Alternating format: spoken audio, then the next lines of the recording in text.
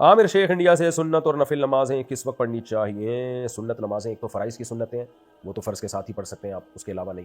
جیسے فجر سے پہلے کی 2 سنتیں، ظہر سے پہلے کی 4، ظہر کے بعد کی 2، مغرب کے بعد کی 2، عشاء کے بعد کی 2.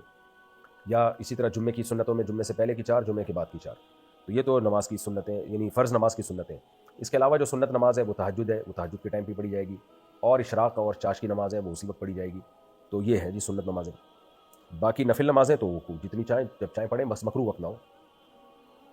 کسی شخص کے پاس بے ایمانی سے حاصل کیا ہوا پیسہ ہو اور اس کا گھر گاڑی سب انہی پیسوں سے ہو، کیا اس کے گھر کھانا پینا جائز ہے؟ بے ایمانی کا مطلب اگر ساری آمدنی حرام ہے اس کی، اور اس حرام آمدن سے اس نے گھر خریدا، گاڑی خریدی، تو اس گھر کا استعمال اور گاڑی کا استعمال جائز نہیں ہے. ہاں اگر وہ اس گھر کی قیمت صدقہ کر دے یا صدقہ کرنا شروع کر دے، یا گاڑی کی قیمت اپنے اوپر لازم کر لے کہ اتنے پیسے میں صدقہ کروں گا اور صدقہ کرنا شروع کر دے، تو پھر کیونکہ اس نے اپنے اوپر ایک التزام کر لیا ہے کہ ان تمام چیزوں کی قیمتیں، کیونکہ جو چیز حرام پیسوں سے کمائی گئی ہو نا، تو شریعت میں اس حرام چیز کو صدقہ کرنا ضروری ہے. یا تو وہ چیز صدقہ کرے یا اس کی قیمت صدقہ کرے. تو صدقہ کرنے کی جب وہ نیت کر لے گا، پکا عزم کر لے گا اور صدقہ کرنا شروع کر دے گا، تو پھر اس چیز کا استعمال جائز ہو جائے گا. لیکن اس پر پھر اس کی قیمت صدقہ کرنا بہرحال لازم رہے گا. باسط خان انڈیا سے، کیا گھر میں مچھلیاں پال سکتے ہیں؟ جی ہاں بالکل پال سکتے ہیں. گلی میں تھوڑی پالیں گے، گھر میں ہی پالیں گے. میں نے بہت پالی ہے مچھلیاں میرے بھائی، بڑا خاندانی قسم کا ایکویریم بنایا تھا میں نے، اس میں ایسی خاندانی مچھلیاں رکھی تھی. تو اچھا بھائی.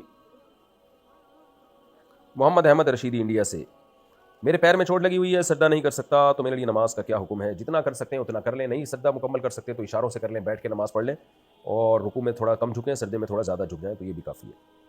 میرے سسرال والے بہت ظالم ہیں، میرا شوہر بھی میرا ساتھ نہیں دیتا، ہاتھ اٹھاتے ہیں اور بات بات پر یہی کہتے ہیں کہ اپنا سامان اٹھا اور جا، اور میں ان سے خلا لے رہی ہوں. کیا ایسا کرنا میرے لیے جائز ہے؟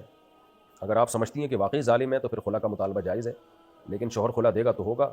اگر شوہر خلا نہیں دیتا تو تنسیخ نکاح کا کیس کرنا چاہیے. پھر اس میں جو ظلم ہو رہا ہے اس کو ثابت کرنا پڑے گا آپ کو، اور وہ ظلم اس نوعیت کا ہو جس میں تنسیخ نکاح کا قاضی کے پاس حق ہو.